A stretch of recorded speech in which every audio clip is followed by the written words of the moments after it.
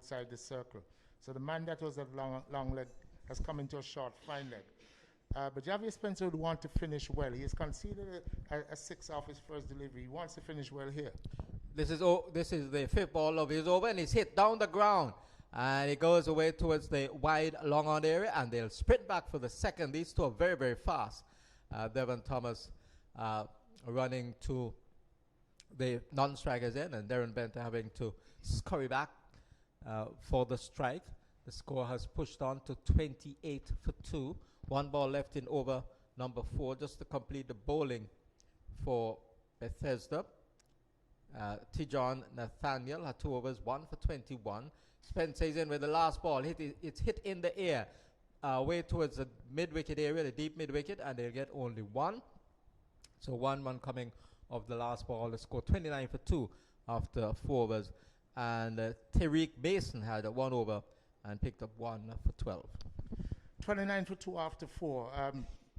Requiring a scoring rate of 11, they're just striking at just over 7 and over.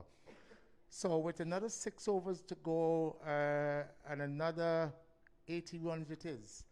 So the scoring rate certainly has picked up, requiring now at this stage in excess of 15 or just approaching 50, 14 something at this stage. It's gonna be a good game because Devon Thomas is experienced. Benter has looked good. He's on 25. He's certainly going to be taking the attack to the Black Hawk bowlers. We've seen young James come into the attack. What we've seen of him early in the tournament is he bowls at a very full length, usually looking for Yorkers. So he gets in low full tosses, and he doesn't stray away from that. Doesn't bowl short, usually doesn't. So Captain James would be expecting that similar type of bowling from him this evening, and looking for at least for him to start tight, to contain the batsmen and not to go for boundaries. So Meandra James will start over number 5 from this. The commentary box then goes past umpire Bertel Baltimore, and Benter is whipping the ball through the onside, and he will go away for 4, beating the long on field away to his right. So Darren Benter continuing to play well. He's well into the 20s now, and he and Devon Thomas will have to do something special if they're going to pull this one off. Yeah, Jack, there was a low full toss. Again, aiming for Yorker. Missed the mark. It was a low full toss and dragged into the onside for 4 by Benter, who's seen it early and really leading the charge here for his team. So Benter just waits and looks to settle now as Meandra James is bowling right arm medium pace from this commentary box and goes into bowl to the right-hander, and he's swinging at this ball, misses outside the line of the off stump, not too far from the line of the off stump. So his ploy is obvious. They're going to go at virtually everything now, which they need to, with the asking rate, a very formidable one at the moment. It is 13.41. So Meandra James goes in to bowl to Benter, and Benter is driving down the ground, and the fielder comes across. That looks to be Kofi James. His return comes to the bowler's end, and they come back for the second run. Hitting that one straight down the ground and picking up a couple of runs, perhaps not getting the timing he wanted into that stroke, but he got a couple for it. He goes into the 30s. He's on to 31, and the score has pushed on well into the 30s now as James is in, and this is hit flat and hard for 6 by Devon Thomas. That was a beautiful stroke. The Benter correction. That was superbly struck. Now, the long on felt he had a chance there in Kofi James, but he went over his head, and a flat six struck by Benter. I think Benter has lined up James in that he's going to look to bowl full. If he misses his mark, he realizes that he can hit him straight. 41 for 2 in over number 5. The target 109. Driven into the offside. They can't get a run. A dot ball. Mistimes the stroke. Benter just trying to accelerate at this particular point in time to bring down the asking rate. The asking rate, which was over 14, has gone out to 13, just dipping a bit. Here is Andrew James into ball team, and he's driving into the offside. Again, another dot ball. Ball going out to an extra cover. And that ends the over. So we've had 5 overs completed, 41 for 2, 37 to Darren Benter. And Devon Thomas, who has come in at number 4 in the order, is yet to score more from Zorrell Bartley, the former West Indies under-19 captain. And then it will be the voice of Denmore Roberts. Having conceded 12 runs after 4 deliveries, it was good of James to come back and stick to his disciplines. He got 2 Yorkers in, right on the crease line, right in the black hole. And those last 2 deliveries, Benter could not get away. So 41 for 2 after 5 overs, requiring now 68 it is, with another 5 overs to go. So 30 deliveries requiring 68 runs. It's a good ask, but I think it's shaping up to be a good game. Shaping up certainly to be a good game. Here is Thomas getting an inside edge, almost back onto his stumps, as Javier Spencer bowled one right up to him. He was looking to force that one through the offside, the inside edge foul, and he looked back very, very, very nervously as that one went close to his stumps. He got a single in the end. Bethesda will be looking for some boundaries. The Blackhawks will be looking to deny them those boundaries, to at least keep it tight, not go for any big overs. Benter is on 37. He faces up now. He's coming down the track and hitting this one over backward of square, gets a boundary. Was just swinging at it, jumped down the track and swung the bat at it. The ball took more of the inner portion of the bat, but it cleared the fielder at the short backward square and went into the square leg boundary for 4. He wouldn't mind how they come once he gets the boundary. Highly confident there is Benter. He charged Spencer. Took the inner portion of the bat, but again, with only 1 man behind square, it ran away for 4. So looking to take the advantage, looking to get his team up to the asking rate. 46 for 2 in over number 6. Been bowled by Javier Spencer, and he's beaten Benter outside the line of the off stump with a quicker delivery. That one touched down and held its own. Benter was looking to smash that one away, missed it completely. It went into the gloves of Joshua Thomas. And a dot ball. 63 required from the final 4.3 overs. So this is going to be a good game. Here is the bowler, and he jumps down the track, and the ball passing outside the off stump into the gloves of Thomas. He looked nervously at the umpire there. The umpire Laurie not interested. So what do you thought about that one? I think it was there or thereabout. He backed away, gave himself a bit of room, so he exaggerated how wide that delivery was. Having scored 41 of the 46 runs so far by his team, Benton needs to continue leading the challenge. Needs to bat properly though. Here is he swinging at this delivery. He's going to get the boundary out to wide long on. He connected well with that one, and it got it past the field at the straightish mid-wicket boundary, and the field at the long on position didn't stand a chance. That one was hit hard. 4 runs to him. A lot of class there by Benter. Looking to advance towards Spencer, he dropped it short, and he flat batted it past the man at a straight mid-wicket and past the right hand of the man at a long on boundary. 50 2 boundaries so far in the over. 50 for 2, and he scored 45 of the 50 runs. Benter is really on fire here. Here is he facing up now to Javier Spencer, and he's hitting this one over the long off region, 6 runs. Gets his half century as well, Darren Benter, and he's really on fire. He scored the 51 of the 56 runs to be scored by Bethesda. So far, they have 56 for 2 at the end of over number 6. 4 overs to go to get 53 runs, and Bethesda are still in this game. And he has really taken the charge to Spencer, conceding 25 off 2 overs. A lovely shot there to finish over the man at long off, into the lower tier of the Sir Andy Roberts stand. So he would have picked up 2 4s and a 6 in that over. So good over there for Bethesda. Certainly putting themselves with a chance of getting the required 53 runs now it is from 4 overs. With only 2 wickets down, they certainly have the opportunity to go helter-skelter. So They still need to go at a great rate from here on in, but Benta is certainly in the mood this evening. Meandre James is going to continue. Kofi James just taking his time about his field placements. James is ready. He's going to be bowling to Devon Thomas. And Thomas is hitting this one through the offside. Gets just a single. At this stage, Thomas wants to get Benta on strike because Benta is the man that is going. And certainly, Thomas would want to give Benta as much of the strike as possible.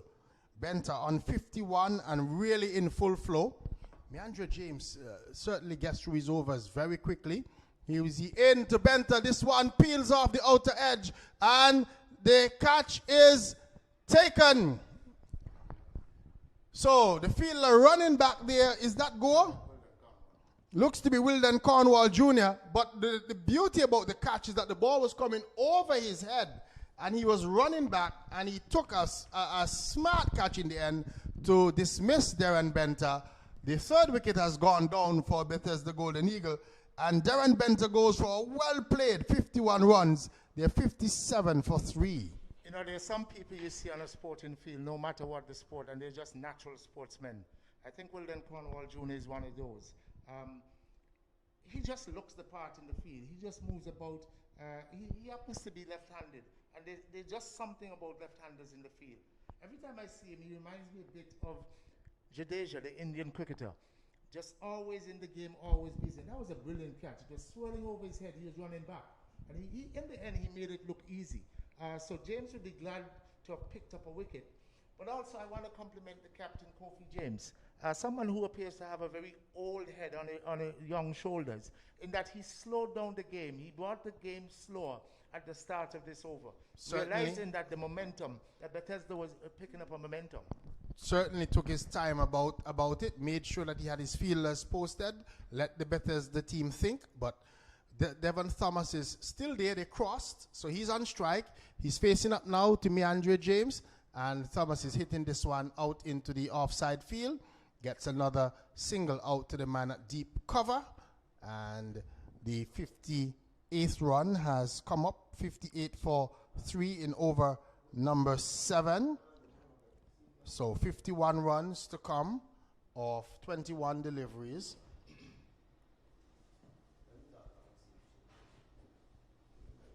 The scorers are saying that Kareem Agor was the one that took the catch, but I'm certain that it was Wilden Cornwall Jr.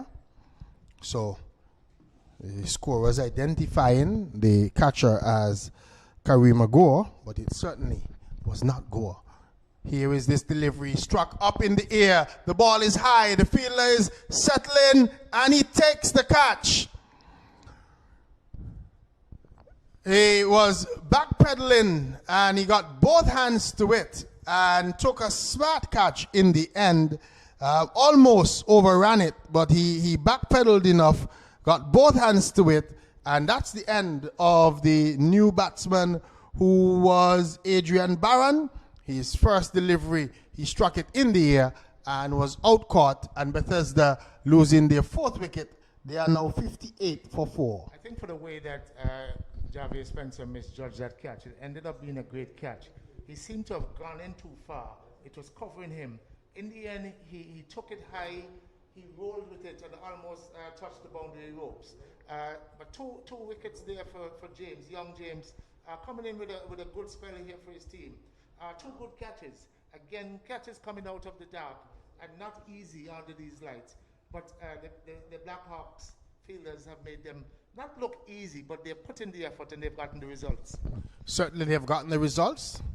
The Meandre James is waiting. Devon Thomas is on strike as the new batsman has come out. Here is James to Thomas, and Thomas is getting this one off the inner portion of the bat, beating the diving field, and it's going to run down to the fine leg boundary for 4. So it just beat the hand of the fielder who was diving away to his right, and the ball trickled over the fine leg boundary, and Thomas was able to pick up a boundary. 62 for 4 in over number 7, with 1 delivery to go in the 7th over. James needs to finish well here. It's important that he finishes well. On the other hand, Devon Thomas would be thinking that with that inside edge for 4, that he would love to finish well, trying to get another boundary. Hopefully, as far as he and his supporters are concerned, a maximum. But 47 required from 19 deliveries. Here we watch as this is James into Devon Thomas, who is smashing this one out to the long on region. Kofi James coming around and just clutching onto the ball with one hand, having a throwback to the non-strikers end, and Devon Thomas was only able to get a single off the final over, 63 for 4, so they require 46 from the last 3 overs. Limiting the damage there was James. Finished with 2 for 19, compliments of 2 brilliant catches taken by his fielders. 2 for 19 off 2. At this stage, with 18 deliveries to go and 46 runs to get, we can almost say it's going to be up to Devon Thomas. It's going to be up to the experienced Devon Thomas to get a big over for Bethesda. They require a big over to bring that run rate down. Only 18 deliveries left. Devon is on strike at the start of this over. Captain Kofi James is going to bowl his second over here. Devon would be looking towards the deep mid-wicket area. It's a cow corner area. It's off breaks that Kofi is looking to bowl. Not looking for too much turn, and so probably looking to put pace on the ball. I'm sure Devon will be looking into the inside area for a big hit. Certainly. Thomas has to go at this stage in the 8th over.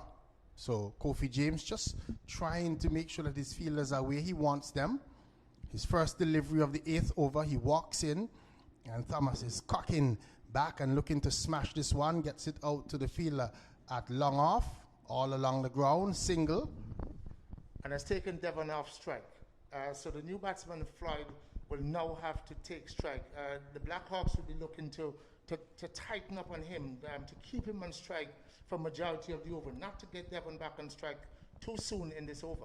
Shakoy Floyd is there, as here is Kofi James in, and Floyd is driving, and diving is the fielder at that short extra cover position. The batsman only crossed for a single, so one more to the total. It goes up to 65 for 4 in over number 8, been bowled by Kofi James. And I think this is an important time for Kofi James to come on, because he would want to limit the number of runs in this over. Here is James in, and Thomas is hitting this one over mid-wicket, 6 runs. Just picking it up and hitting it cleanly over the mid-wicket region and picking up a boundary. If he's going to be angling that delivery into Devon, it's the shot that we spoke about earlier in the over. Over deep mid-wicket, he certainly struck that one well. It was a long hit, picked up 6. And let's see what momentum he gets from that shot. James with the ball again comes in to Devon Thomas, and Thomas is looking to repeat the shot, gets it out to the wide long on region, and there could be trouble here. And here is an opportunity, and Devon Thomas gets through in the end, as there was a mix-up. The Shakoy Floyd was rushing back, and he slipped as they were going through, and the throw was poor. It went over the top of Joshua Thomas, and the run out not affected by the PSC Blackhawks. Not affected, but yes, he is injured. He will most likely go off. I see the EMS have been signaled on. But the key about it is that Devon Thomas got back on strike. It was important that Devon remained off strike for the Blackhawks. But a bit of sloppiness allowed him back on strike. And so two deliveries to go in this over. They're going to be critical deliveries. Certainly going to be critical deliveries. Kofi James is just using the opportunity to have a team talk, to have a team meeting, while Floyd is being looked after. He was trying to get up, but he's going back down again, so he's clearly hurt. And I think he would be better served if he receives medical treatment. Kofi James just having a talk to his fielders as the Blackhawks recognize that the Bethesda team, they're still in it. 36 runs needed from 14 deliveries. So still anybody's game here in this one. I think it appears if on turning he would have twisted the knee. And he was trying to stand up, but the body weight was not, the feet, the knee was not keeping the body. His brother, Devon Thomas, is paying keen attention. He's walked away from him. He's holding his head because apparently he's in a lot of pain. So whatever he's going through, there's some blood feelings going through there with Devon Thomas. His brother, young Floyd, as the EMS make their way onto the field. Unfortunate for him, but just looks as if he may have twisted the knee. Let's hope that it's not too serious and that he'll be able to receive some treatment and that he will be fine. We never want to see any player injured. We saw the EMS taking away this would be the fourth player so far in this tournament. We saw Larry Joseph going off. We also saw Athenes in the last preliminary match going off as well in the stretcher. And who was the other one? We saw a player from Jennings. Also, I think it was Diary Francis going off as well at one time. Let's just hope that the injury to Shakoy Floyd is not serious and that he will be able to receive treatment and that he will be fine again. With the number of youngsters and the players will get injured at this time because they had been out of cricket for quite a while, and coming back in a tournament like this, a high pace tournament, a tournament that they are trying to give their all, they're trying to really push the limits, and some of them are feeling the effects. I know that Karima Gore is carrying what appears to be something looking like a hamstring strain or the like. We never want to see players injured. He's now on the stretcher and certainly would be getting some treatment. The Bethesda team, we're just waiting to see who would have come out to join Devon Thomas. As a matter of fact, we've not seen anyone. Surprisingly, that in all of this, no one has come out. We now see the batsmen emerging from the dugout area. But as mentioned before, getting back to the game, Devon Thomas remains on strike with 2 deliveries to go in this over. This is critical. It is critical. These two deliveries are very critical in terms of the way that the game could go. Kofi James would want to have 2 good deliveries to stem the flow of runs. Devon Thomas, on the other hand, would have other ideas and would hope that he would get something in his slot that he could really launch into Kofi James. So we will see what happens, as this is what we want from the final round of matches, to see close games, the teams really stepping up. And so Kofi James will be against Devon Thomas. And who has come out? Is it Iwoods Martin that has come out to join Devon Thomas? So Iwoods Martin would be the one that has also come out to join Devon Thomas. So we're about to get back to live action. James is in to bowl to Thomas, and Thomas is hitting this one over backward square for 6 runs. So a short delivery from Kofi James, and Devon Thomas getting back and smashing it for 6 over the backward square region, and takes the total on now to 79 for 4 in over number 8. James is in once more to Devon Thomas, and he's driving hard out to the long off region, 4 runs.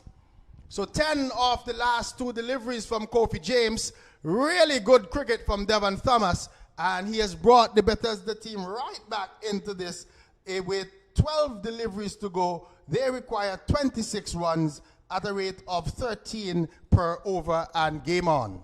And Liberta has played for sloppiness. That 4th delivery that young Floyd got injured to, coming back for that second, allowing Devon to get back on strike. It should not have been 2. He should have been run out. Coming back for that second. And so those 2 deliveries have gone for 10.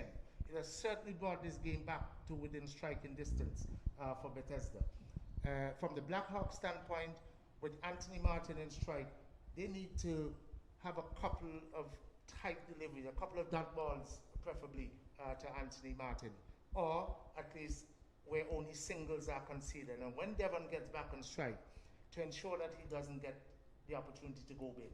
But And it's going to be a young man that is tasked with the 9th over. Looks to be Wilden Cornwall Jr., who is going to be bowling. So youth to experience, and we are going to see what will happen here. So Anthony Martin would want to get off strike very quickly. Here is Wilden Cornwall Jr. and Martin is, there's an appeal for a stumping, and that out says the umpire, but Martin was looking to cut that one away, missed, dot ball, bowled. So the start that Wilden Cornwall would have wanted, a dot ball to start. Anthony Martin needs to get off strike and get Devon Thomas on strike. Here is Cornwall in, a short delivery and working this one into the onside for the single. Is Anthony Martin running through, giving Devon Thomas the strike. So 25 to get of 10 deliveries. This is going to be a huge task here for young Anthony Martin. The pace at which he's Young Wilden Cornwall. For young Wilden Cornwall, the pace at which he's bowling. Devon Thomas is going to look to hit him on the western side. So he starts and then stops. With the wind, the slow pace, left arm over, left arm around. Devon is going to look to go big on the western side. Here is he into Thomas, who's hitting this one over mid-wicket 6 runs. So just as you said, Thomas would be looking to go with the wind, and Cornwall just tossing it up to Devon Thomas, and Thomas smashing it over mid-wicket for 6 runs, and it has brought the asking down now to 19 off 9. This could be the over. This could be the over with 3 more deliveries to go. Devon is going to look to at least get 2 more maximums. He's going to look to at least take him for at least 13 of his remaining 2 maximums and a single to get back on strike. He's not going to settle for anything less. And the pace at which he's bowling is not going to be challenging for Devon. Let's see if Cornwall can. So here is he in, and Thomas is hitting this one in the air. The fielder is settling on the it, drops it, and it goes into the boundary for 4. What a disaster for that fielder. It was in the air. Catch should have been taken, and to add insult to injury, pushed it past the second fielder, and it went over the boundary for 4 runs. He seemed to have gotten in too far. We have mentioned the complaints about the ball coming out of the dark sky. And he got in too far. It was over his head. He never settled. It bounced in his palm. The man backing up didn't expect him to drop it. So when it came to him, he wasn't prepared. Here is Cornwall in, and this one is smashed away into the mid-wicket region. Just a single. They're coming back for the second run, and the throw is not strong enough, and Thomas is able to dive back into his crease and picked up 2 runs. Again, there's no way that Devon Thomas should have gotten back for that second. The ball was on the way. It was a weak throw coming from the boundary. It looks to be it looks to be young Smith, Yuri Smith with a weak throw. And Devon was able to dive in. Very, very poor cricket on behalf of the Blackhawks at this stage. So the Blackhawks are under pressure. Young Cornwall being roughed up in this over by Devon Thomas. So with 1 delivery to go, here is Cornwall in, and Thomas is dragging this one out to the long on region, gets the single and gets the strike. So with 1 over to go, Bethesda, they need 12 for victory. And who will be the man tasked with bowling the final over? And at this stage, Bethesda only requires 11 to win the game. Because remember, the last over from Anthony Martin only went for 7. So if it comes down to a count back, that's 11 runs. The key to this is that Devon Thomas has remained on strike. The key for the Blackhawks is to get Devon Thomas off strike as soon as possible. Certainly they would want to get him off strike and get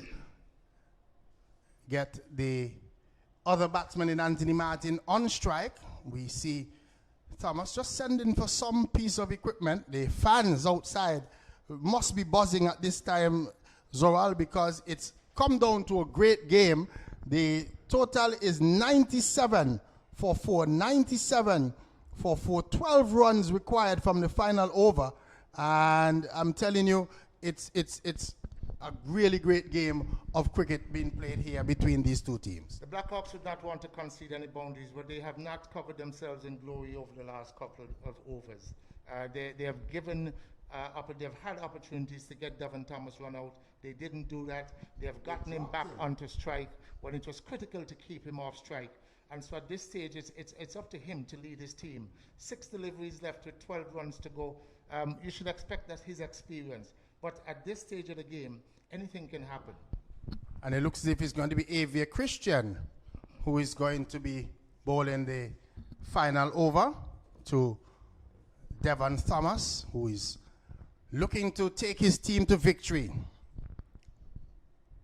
Christian, with his first delivery, he did not bowl, just to add a little bit more intrigue to it. And we haven't seen Christian bowl in this competition, so this is going to be his first.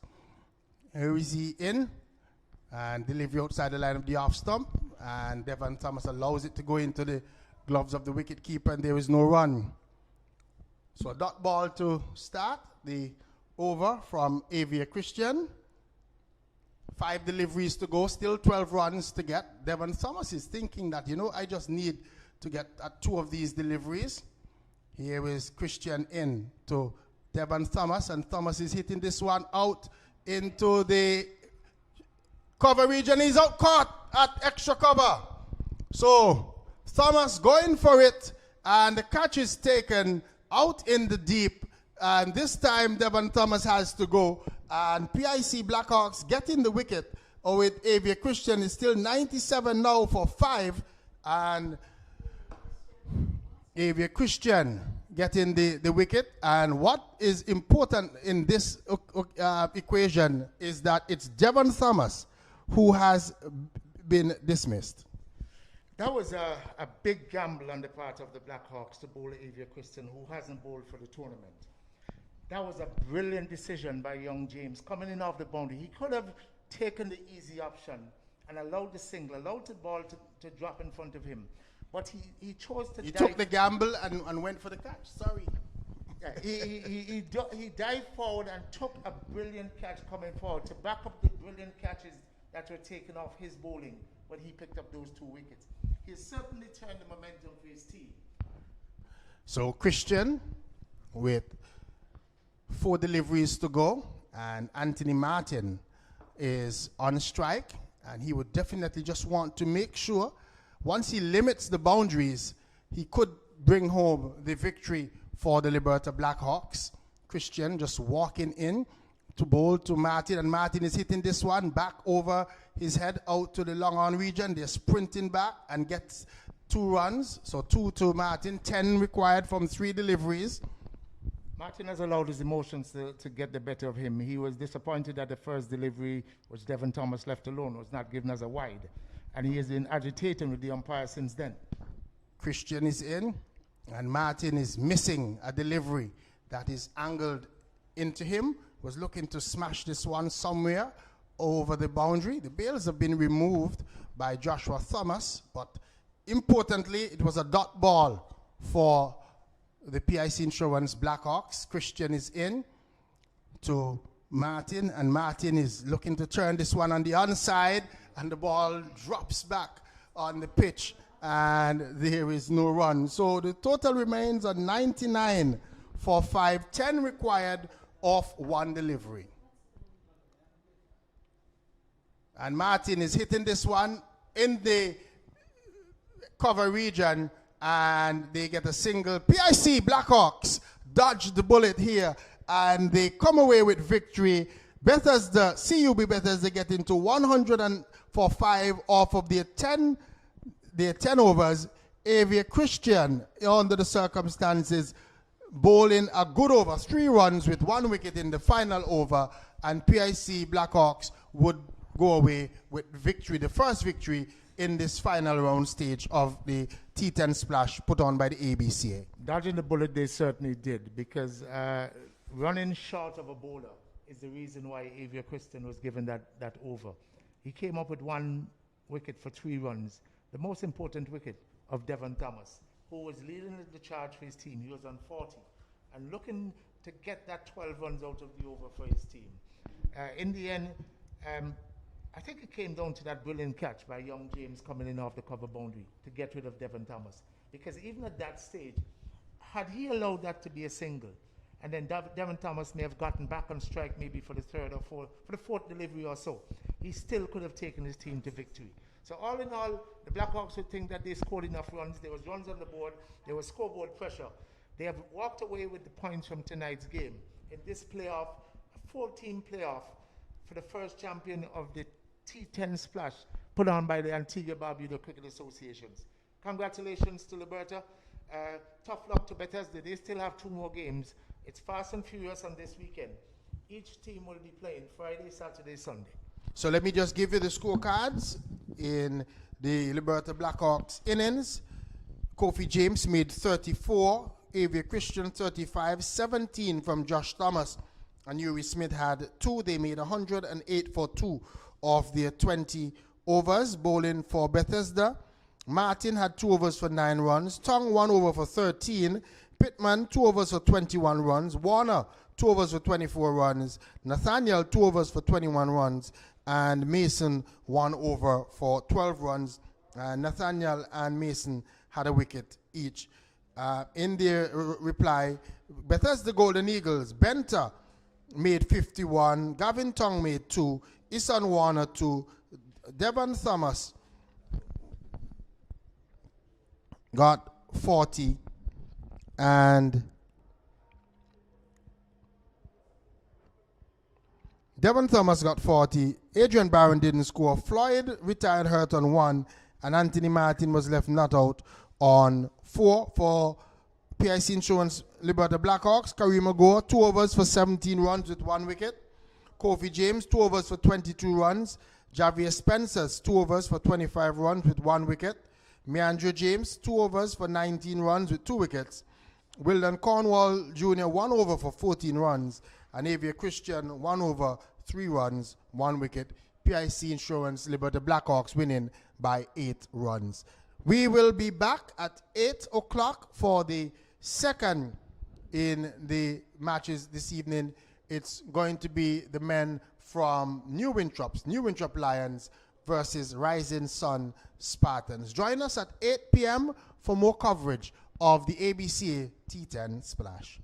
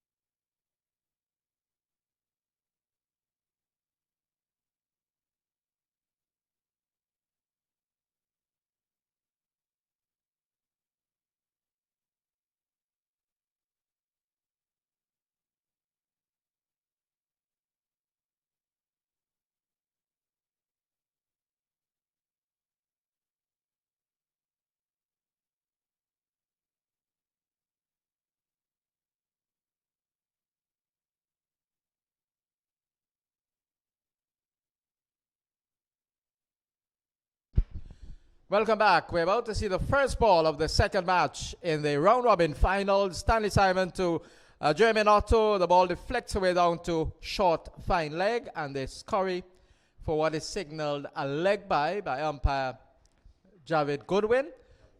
So they're off the mark with a leg by. Correction. Rising Sun Spartans winning the toss and putting New Winthrop's Lions into bat. Lions on 1 for no wicket. And it's Jamal Fernandez who is it Fernandez who is facing? No. Here is a ball driven through the offside. It will go into the boundary at cover, and it hits the rope now, and that's 4 delightful runs to the left-hander. That's Deshaun Henry. BJ. Yes, Bartlett Henry. Bartlett Henry is the left-hander who is opening the batting with Jermaine Otto. It was a flowing off drive. No one beyond the circle on the offside, with the exception of the long off. And he's now just running the ball down to third man. The third man area is protected. The field on the boundary fires the return in to the wicket keeper. And the score has moved on to 6 for no wicket in the opening over. New Winthrop's Lions batting put into bat by Rising Sun Spartans in the second match of the round-robin finals. In the opening game, it was success for PIC Liberta Blackhawks. And here is Stanley Simon outside the off stump, and Goodwin is driving, looking to play across the line of that particular delivery. Correction, that's Otto. Goodwin is the umpire. And Jermaine Otto is looking to hit the ball through the onside, missed it, taken by the keeper. An attempt there to attack Stanley Simon by Otto. Looking at where the gap is, the man looking to clear the man at mid-wicket. Simon is in, right arm over the wicket, and Otto is pushing it into the offside. Hesitation between the two. They decide not to go for the run as the ball is fielded by the man at that cover position. So they did not get a run for it. The score remains on 6 for no wicket, and we have 1 ball left in the first over. New Winthrop's Lions opening the batting with Jermaine Otto, who's the man on strike, and Bartlett Henry as Stanley Simon goes past umpire Goodwin, and this delivery is driven into the offside, and they'll scamper a run. Yes, they get it as the ball is directed to the stumps at the non-strikers end. So we've had 7 from the opening over. New Winthrop's Lions put into bat by Rising Sun Spartans in the round-robin finals of the ABCA 10 splash here at the Sir Vivian Richards Stadium. The highlight of that over was obviously a lovely cover drive by the left-handed Bartlett Henry. Just eased into it, and the pleasure that a left-hander gives you when he strokes it through the offside, certainly in full exhibition there. So 7 off the first over, New Winthrops. They'll be looking to set a target here, and they'll be looking to go hard to get to as close as possible to 100.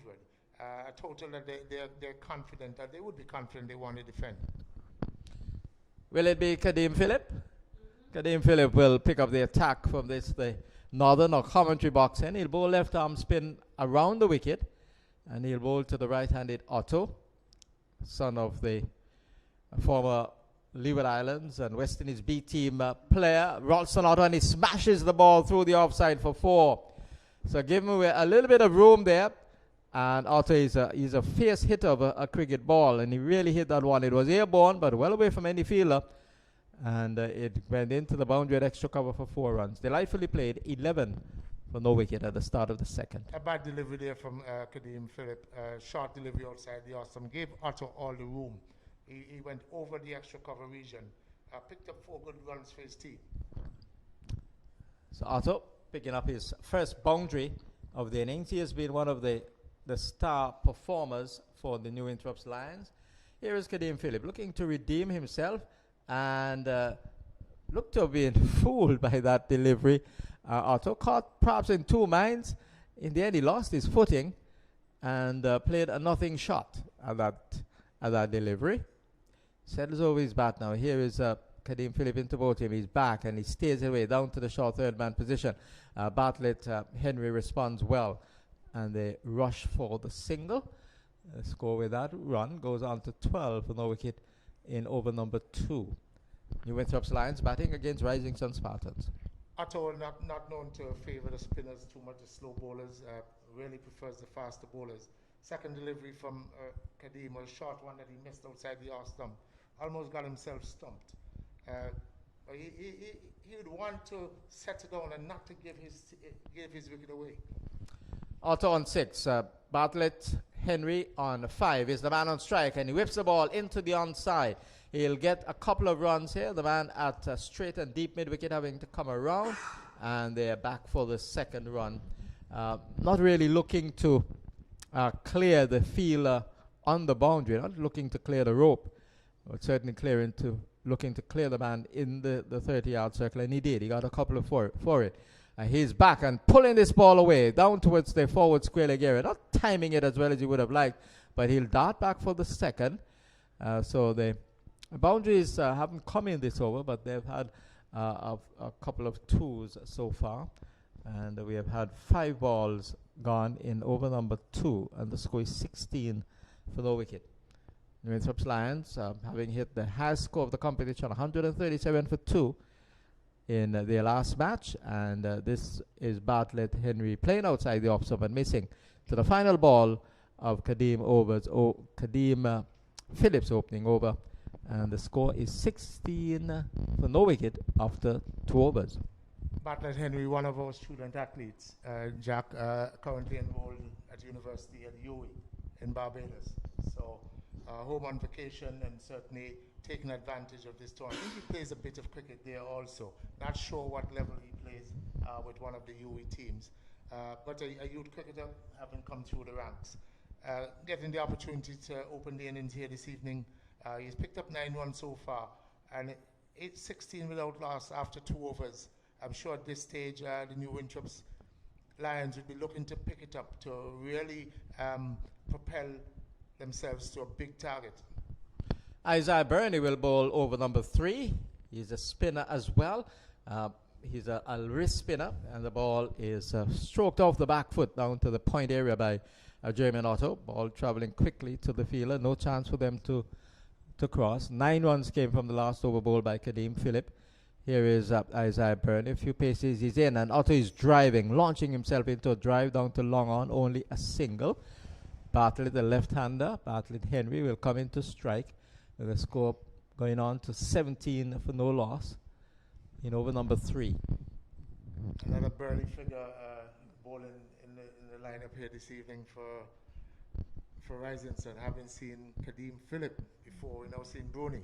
Yes, here is a ball which is clipped away towards the short fine leg area, and they get a run. The return fired to the bowlers and beating the bowler, but backed up by the man moving in from the long on area, and so they got only 1 for that.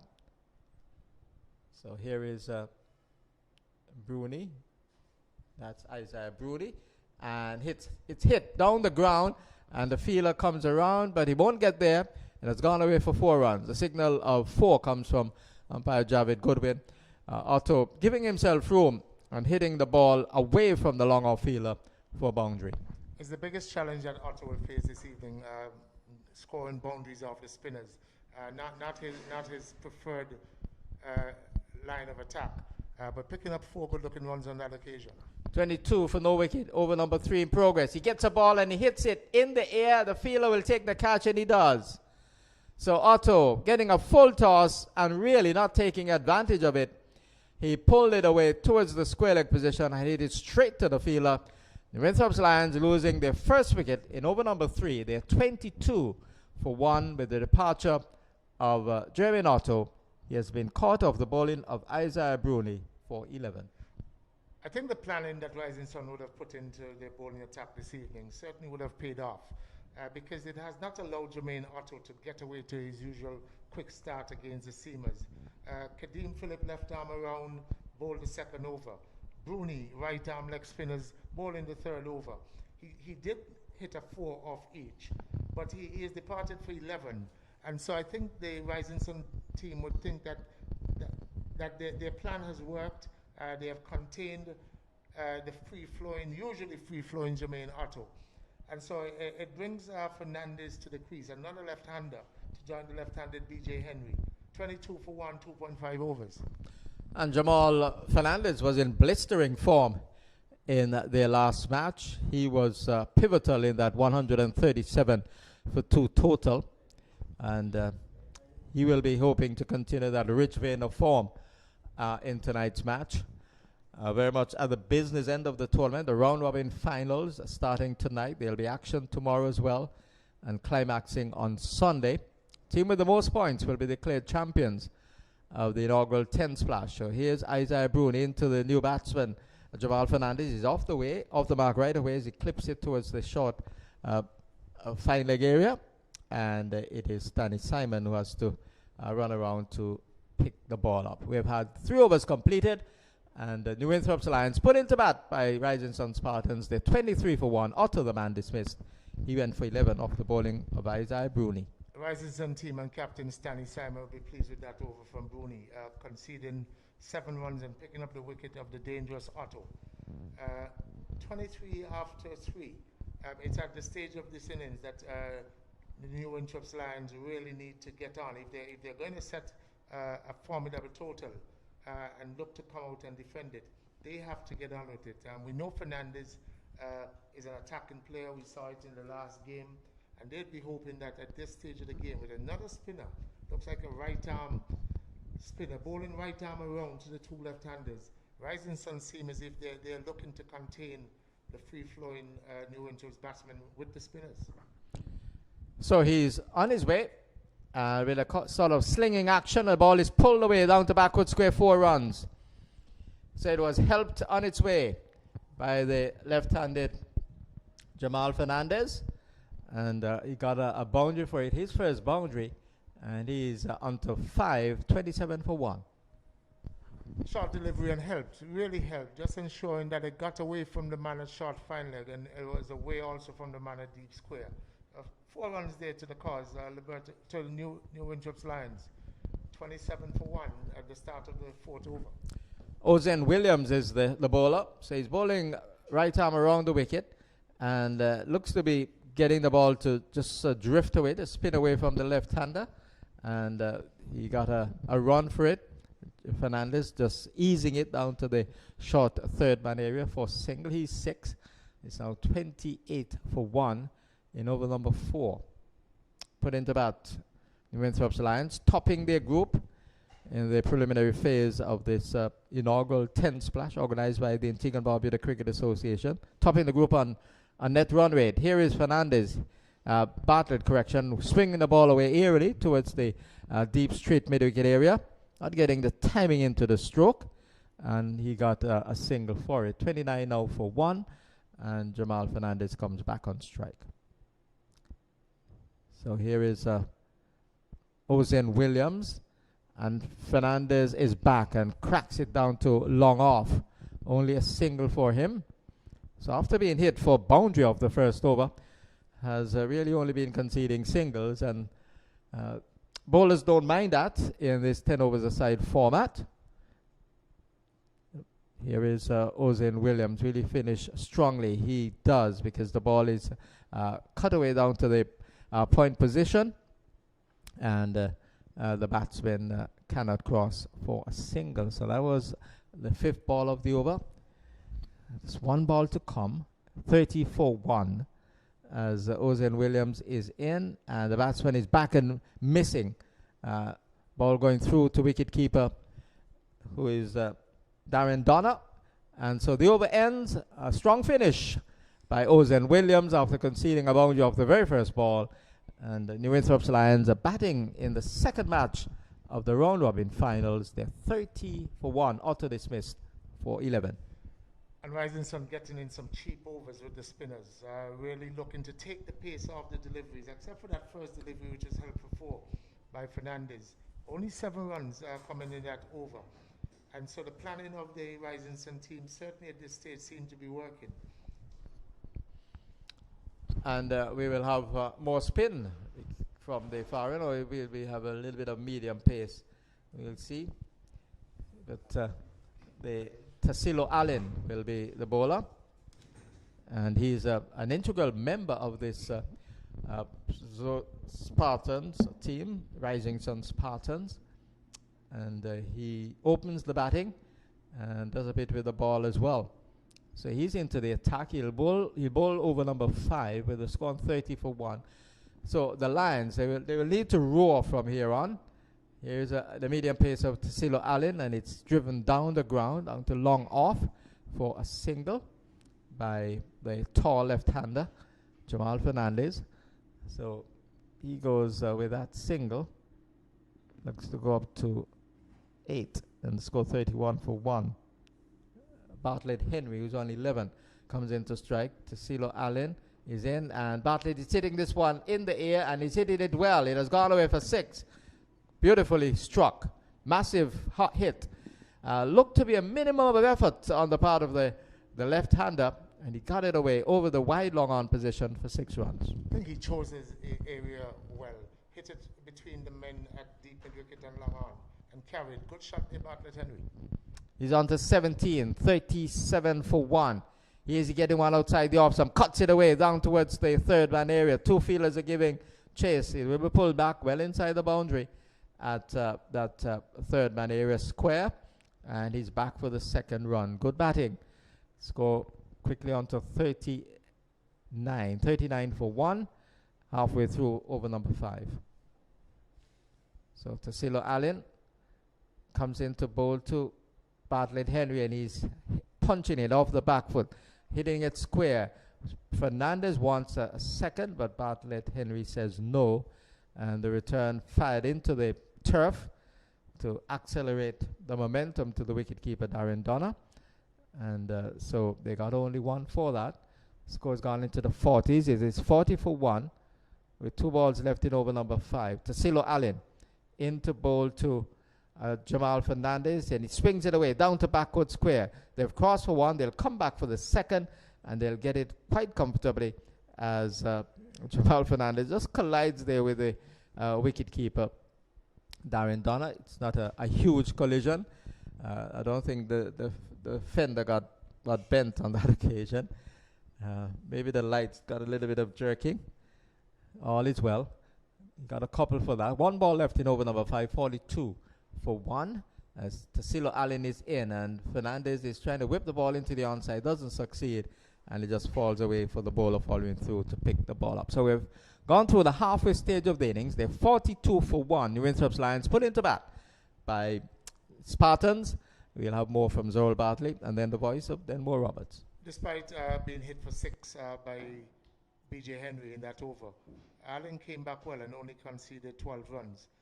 So the New Winthrop's team would have, at the halfway stage, moved up to 42 for 1. I don't think they are at the stage that they wanted to be at this stage of the innings. I'm sure they were looking to be more in the region of 60, looking to push towards a 100, target of 100, 110.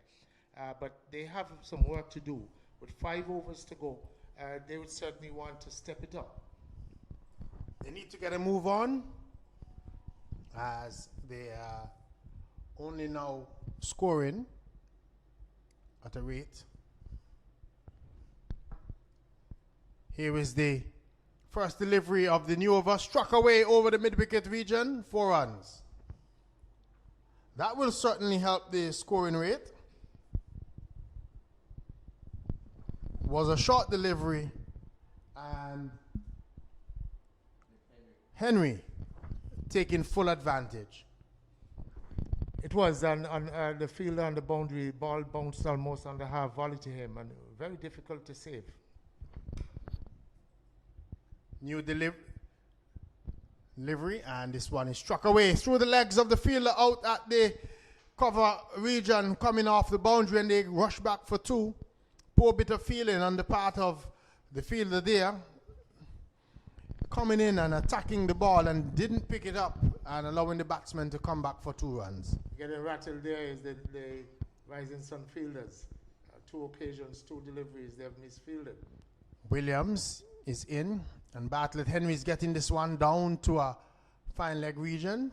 Stanley Simon, it looks as if it's running back, does the feeling, and the batsman cross for a run.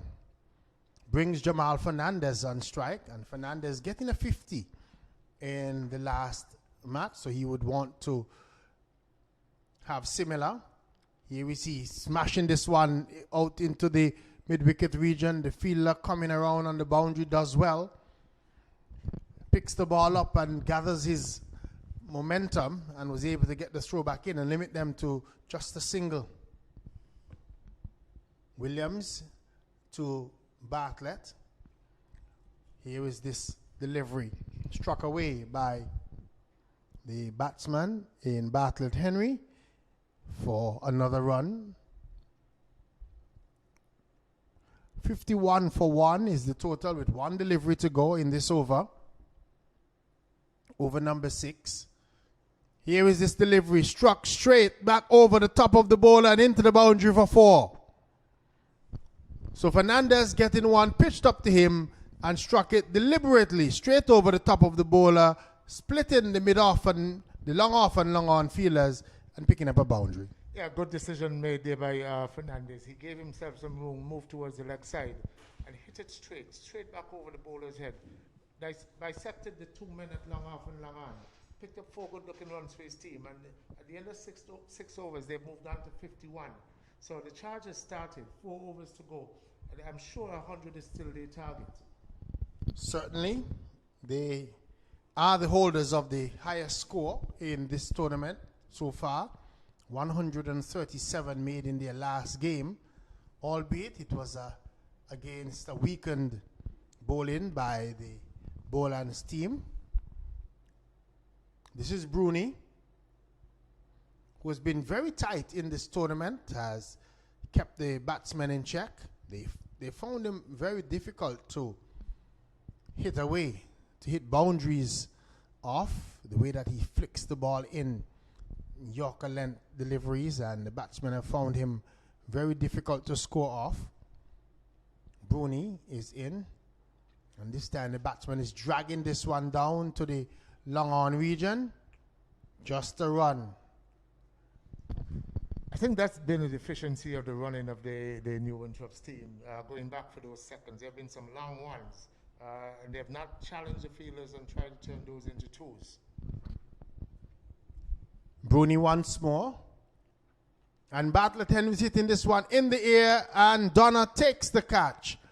So Henry looking to force the ball away from the bowler in Bruni, only managing to hit it up into the air. The second wicket goes down.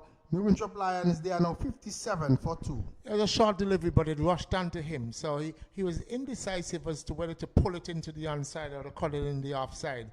In the end, played a nothing shot. Almost tried to hit it back past the bowler. Took the outer edge of the bat, and easy catch for the wicketkeeper. So Bartlett Henry enterprising in parts. The running could have been a little bit more aggressive on his part, but scored 29, and at least has given his team a start, has given them a foundation that the likes of Siobhan Moore now coming to the crease and Nino Henry to come, along with Fernandez, who is there, would look to utilize and to really propel this New Winthrop's Lions to a big total. So it's Bruni. He's going to be bowling to the left-handed Fernandez, and Fernandez punches this one out to the long-off region, just a single. So one more to the total. It's on now to 58. 58 for 2 in over number 7. Siobhan Moore, who has just come out to bat, takes his guard, and he would have to play a very important innings if the Winthrops, they're going to achieve the target that they probably would have spoken about, somewhere in the region of 100 or more. Bruni starts and stops. He's just moving his fielder, who was at forward of square on the boundary, just a couple of paces to his left. He's in now, and Moore is driving. Gets it straight to Kadeem Phillip at that straight extra cover region, and there is no run. Again, not challenging the fielder to a quick single on that occasion. Moore is driving, and he gets it over the top of Bruni. He rushes down, and the fielder coming in off the long off boundary is in quickly and prevents a second run. One more run to end over number 7. At the end of it, New Winthrop Lions, they are on 59 for 2. Fernandez on 17 and Moore on 1. Yeah, Bruni 2 for 11 off his 2 overs, and I'm seeing it appears as if he's going to be substituted at this stage. I think this tournament allows for substitution, and so having bowled his 2 overs for 11 runs, not the most mobile of movers in the field, and probably not very adept with the bat either.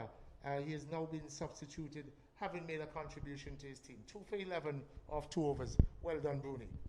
Certainly, and he has done his job for the Rising Sun Spartans, and as you said, he has gone off, and his job was to bowl 2 tight overs, and he certainly did. It's amazing how the rules have been changed and adjusted, and a lot of creativity has gone into this tournament. No balls, 4 runs, wides, 4 runs, and no finals, but a playoff of 4 teams. Here we watch as the start of a new over. This delivery struck away out to the long off region. The batsman can only score a single as the fielder at that long off position moves around to his left and gets a good strong throw back to the bowler. Bowler is Hodge. So Hodge for Rising Sun. And one of the good things about Rising Sun in this tournament so far has been their fielding. They've fielded very well, and they've kept down the extras extremely well in this match. Here is this delivery down the leg side, and the batsman was charging down, called wide by the umpire, but he was charging down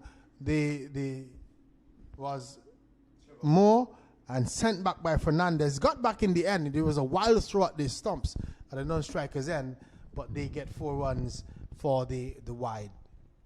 Hodge, it is again, is in and jumping down the track and hitting this one out to a straightish mid-wicket region. The fielder looking to take the catch, but misses it. The ball falls beneath him and goes 1 bounce into the boundary for 4. Tasila Allen. That was very dangerous. Very dangerous on the part of Allen. Fortunate not to have taken that one in the face, as he dived forward in the end, as against allowing the ball to come to him. The ball went through him, and it was 4 runs. 4 good-looking runs there for Fernandez, and 4 runs for the Lions. Fernandez faces Hodge. He's jumping down the track and swinging and missing. Ball going into the gloves of Donner, and there was no run. He's on to 21, and 68 for 2 is the total for the New Winthrop Lions. 2 deliveries to go in over number 8. As we watch, as here is Hodge, is in, and this delivery is driven up on the onside. A lot of bottom hand in that one, dragging it out to a wide long on position, and the batsman crossed for a run. The Lions not getting the boundaries, not getting the 6s that they would want to get their total up. As you said, the fielding has been relatively good on the part of the Rising Sun team. They have conceded a couple of boundaries we can certainly recall. But all in all, putting up a good effort. Hodge with the final delivery of over number 8 outside the line of the off stump. The batsman Shavon Moore missing it as it went into the gloves of Donner. And there's no run. 68 for 2. Correction, 69 for 2 at the end of over number 8. And this is a good all-round New Winthrop's team. A team that bowls and fields well also. As against the Rising Sun team, that the batting is the weaker of their suit. So whatever total they're given is going to be a challenge because they don't have that standout batsman. Allen has looked good in parts when he has played. But but not a very reliable batting order. So they'd want to restrict the New Winchester team to a total as low as possible to give themselves a chance. Looks as if it's going to be Captain Stanley Simon, who is going to bowl his second over. And over number 9, Simon is in to the left-handed Fernandez, who's driving. And ball and caught. He drove it straight back to the bowler in Simon. And he took a smart catch. And that's the end of Fernandez. He had no choice but to take the catch, or he was going to weigh that one in the midriff. Straight hit from Fernandez. Good catch in the end from Stanley Simon. And certainly the Rising Sun team has contained this New Winthrop's batting this evening. Coming off 130 yard at the highest score of the tournament in their last game. And after 8 overs, 69 for 2, now 69 for 3 at the start of the 9th. And certainly, a lot of these teams have been very dependent on one or two of their batsmen. And once they don't get the runs tend to dry up for the other batsmen. So it looks as if it's Nino Henry who's going to come out to join Siobhan Moore. And Nino Henry can use the long handle, as we would call it. He can get it away. And he would surely need to get it going from ball 1. Stanley Simon starts and then stops. As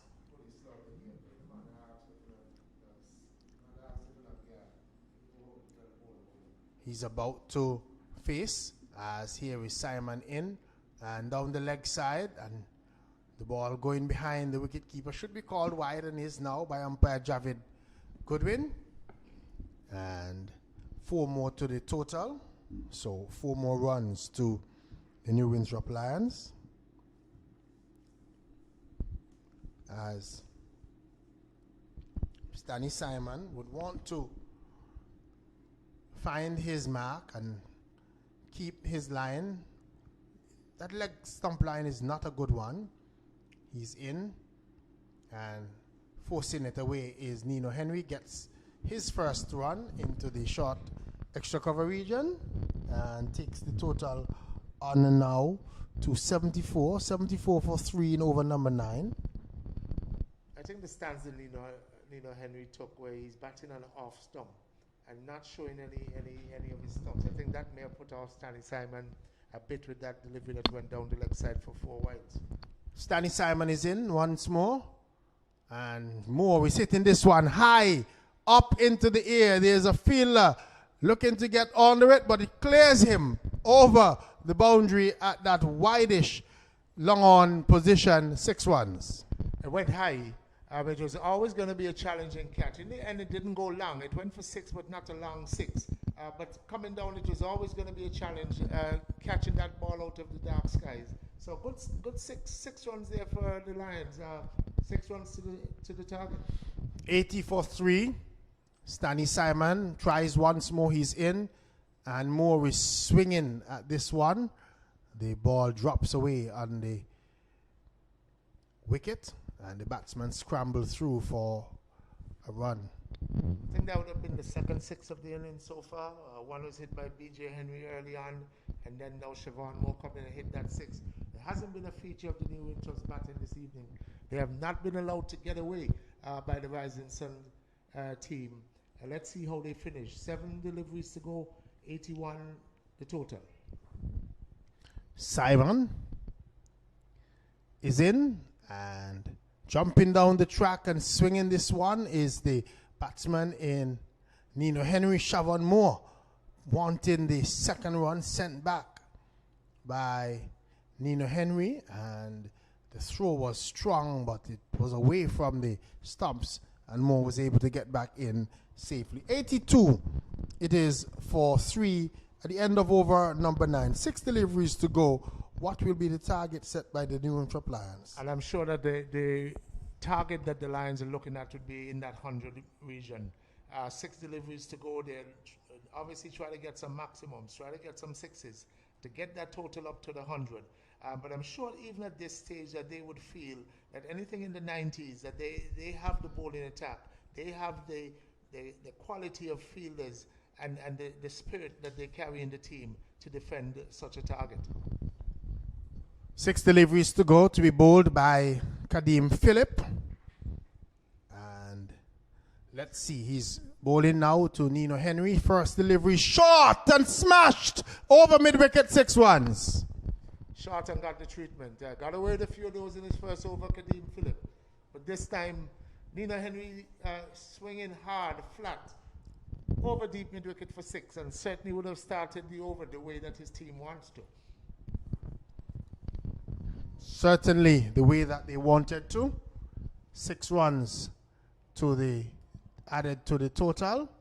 So it's 6 more runs to the New Winthrop Lions. They are now on to 88 for 3 with 5 deliveries to go. So the 100 still a possibility. If Nino Henry is able to get a few more of those deliveries from Kadeem Phillip, no doubt he would really be happy to give them the same treatment. A powerful striker of the ball is Nino Henry, known for that. He has represented the Leeward Islands. I think he might have also played for UWI whilst at university.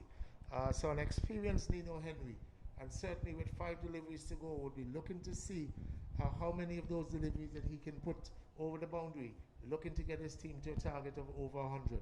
Ball is sanitized by the umpire and then dropped to the floor for Kadeem Phillip to take it up. That was because a fan had handled the ball and thrown it back to the fielder. And so the protocols that are in place require that the ball is sanitized before the continuation. Kadeem Phillip with 5 deliveries to go. Bowled a poor delivery to start. Here is he bowling again, and this time the batsman is swinging, gets it on the floor, out to deep, long leg. They come back for 2. Good strong throw from the field out there, so that's all they will have. 2 more runs. 8 runs so far from the final over. 90 for 3. 4 deliveries to go in the New Winthrop Lions innings. Final over being bowled by Kadeem Phillip of Rising Sun. Walks in, left arm around the wicket, and Nino Henry is looking to smash this one. Gets back onto it, but doesn't time it as it rolls out to the long on fielder. And 1 more to the total, 91 for 3. So Henry is on 11. Moore, who is on 9, comes into strike. Faces up to Kadeem Phillip, and he's swinging and missing. A delivery from Kadeem Phillip. It was what we would say nowadays a good offer, but no run. Phillip walks slowly back to his mark. He's ready now. Comes into bowl to Moore, and Moore is this time making contact with the ball. Again, not timing it. Gets it out into the straightish mid-wicket region. The fielder comes in off the boundary, and they will have just a run. So, some good deliveries from Kadeem Phillip after being struck for 6 in his first delivery. Here is he with the final delivery that is launched over the wide long on region, 6 runs. Jumping down the track was Nino Henry, getting to the pitch of that one, swinging the bat at it and picking up 6 runs. And the total ends on 98 for 3. 98 for 3, the New Winthrop Lions, which means that Rising Sun Spartans, they will need 99 runs for victory. A good finish there by Nino Henry. A slow delivery and wider pitch by the experienced Kadeem Phillip. Nino didn't quite get to the pitch then more, but what he did was to use his hands, long levers, and dragged it from outside the off stump over wide mid-wicket, over the long on area, and picked up 6 runs to end his team's innings at 98 for 3 after 10 overs. Giving a target of 99 to the Rising Sun team, a team that we've mentioned, not known and not renowned for their batting. And so this 99 score is certainly going to be a challenge for the Rising Sun team. But they have come out tonight, they have qualified in this Final 4, and I'm sure they want to prove that they deserve to be here. They beat the Liberta Blackhawks in their first game. They have picked up another victory subsequently, and I'm sure they're going to give it their all. They had 3 victories to start the tournament, Rising Sun Spartans, and then they lost in their last encounter. To give you the scorecard for the New Winthrop Lions, Jermaine Otto was caught Charles of Bruni for 11. Henry was caught done off Bruni for 29. Jamal Fernandez was caught on bowl Stanley Simon for 22. Chavon Moore was left not out on 10. And Nino Henry has a breezy 17 of 6 deliveries towards the end. Rising Sun Spartans make it 98 for 3 with 9 extras. Simon, 2 overs, no maiden, 19 runs, 1 wicket. Philip, 2 overs, no maidens, 25 runs, no wicket. Bernie, 2 overs, no maidens, 11 runs, 2 wicket. Williams, 2 overs, no maidens, 20 runs, no wicket. Tassilo Allen, 1 over for 12 runs. And Hodge had 1 over for 10 runs. So, Rising Sun Spartans will need 99 runs if they're going to achieve victory in this second encounter of the second round finals of the T10 Splash here put on by the Antigua Barbuda Cricket Association. We'll be back with the Rising Sun reply in just a moment.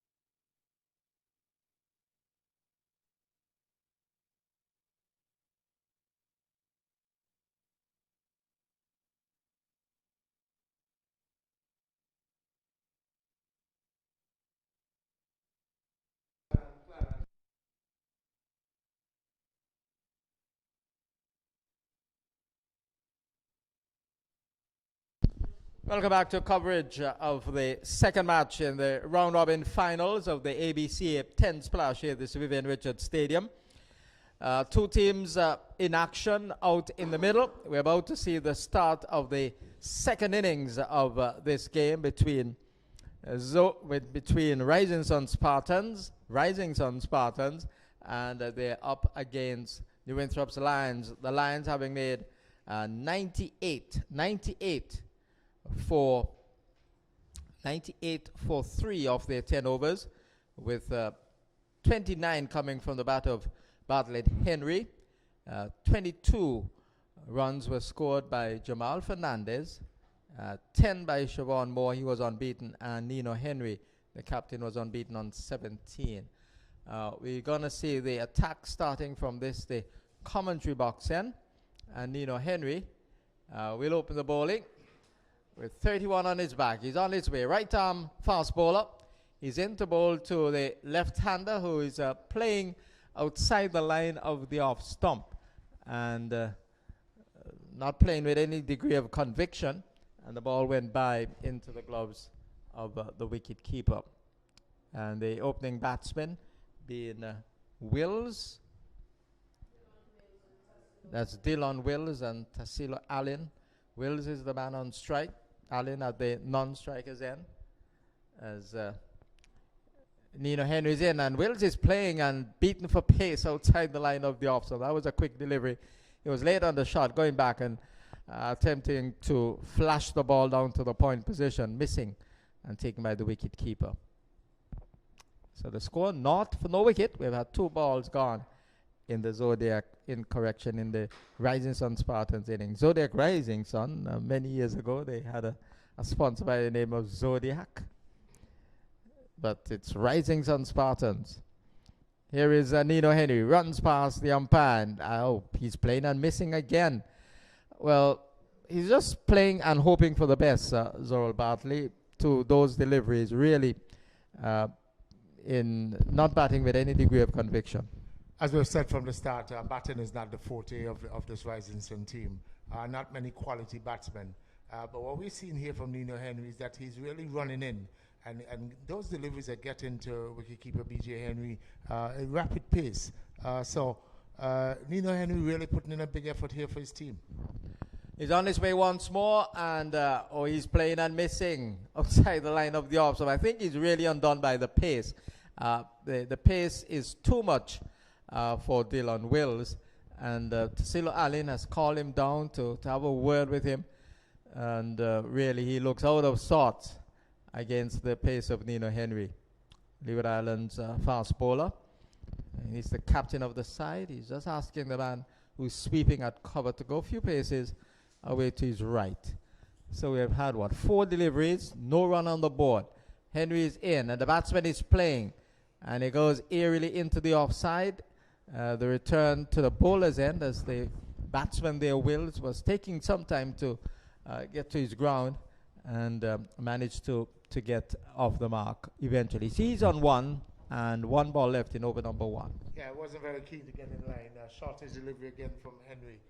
In the end, squared him up and picked the top portion of the bat, lobbed out in the offside, and they went through for a single. But Allen, the other batsman, is one who played a couple of good cameos for his team so far in this tournament. So Tassilo Allen, the right-hander, comes in to strike to face the last ball of the opening over, and he's playing and missing outside the line of the off stump. Again, undone by the pace of that delivery from Nino Henry. Fine start by New Winthrop's Lions. They have made in their innings 98 for 3, and now conceding just 1 run from the first over. So they're very much in the ascendancy in the second match. The first game was won by PIC Liberta Blackhawks, having the better of Caribbean Union Bank Bethesda Golden Eagles. And instantly putting the Rising Sun Spartans on the back foot. Good over there from Nino Henry.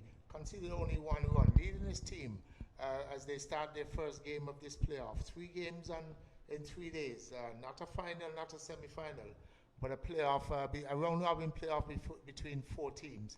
So it's going to be exciting to see how it finishes come Sunday. But I think all the teams are certainly up for it. Ball is hit high in the air. Fielder is running back at cover, and it falls into no man's land. And they'll come back for the second. A real mix-up there. The fielder running back at the cover position inside the 30-yard circle. He was closer to the ball, but he was waiting for the sweeper to come and take it. But it would have been a real challenge for the sweeper because the ball was very far from him. In fact, it dropped just outside the 30-yard circle. So a let-off there for the left-handed Dillon Wills. So he got a couple for it. He's on 3, and that's the score. Over number 2 in progress as the batsman goes back, Wills, and tugs it down to long to mid-on. And they scramble a single. He gets his 4th run, and that's the score for Rising Sun Spartans. They need 99 to win the match, starting the reply fractionally short of a requirement of 10 runs per over. So we're watching as Siobhan Moore turns in the distance in front of the Sandy Roberts stand on the southern side, and he rushes past umpire Javid Goodwin now, and it's outside the off stump, and he will be called wide, yes. And they will concede 4 runs as a result.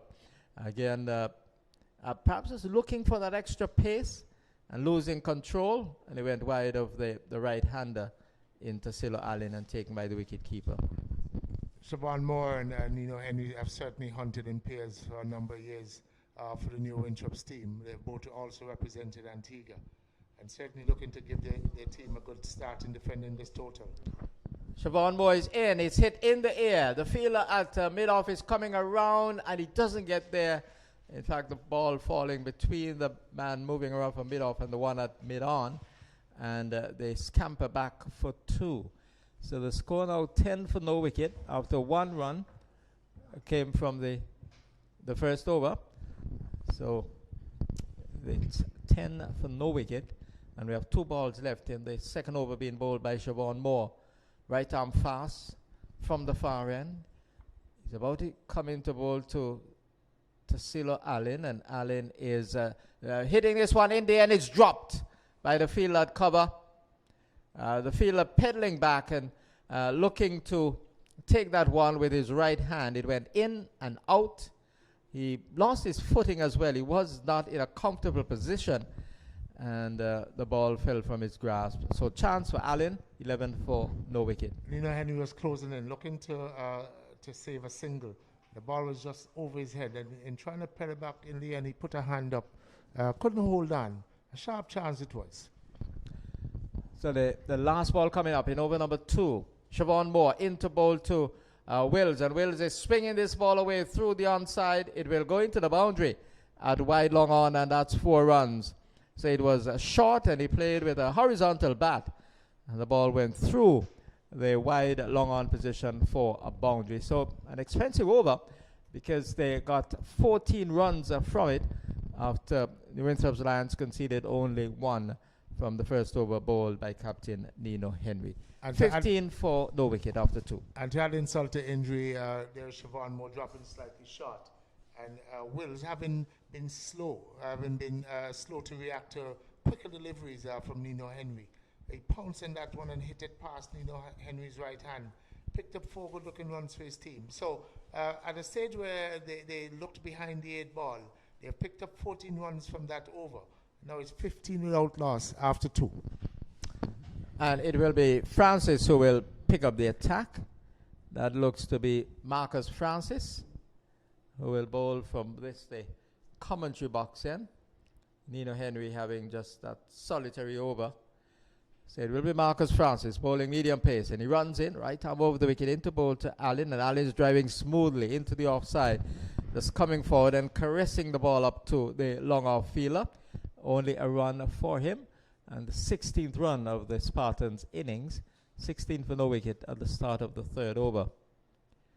Going back to the scorecard of the New Winthrops Lions, they made 98 for 3, 29 from Bartlett Henry, who's doing the wicket-keeping duties now. 22 came from the bat of Jamal Fernandez.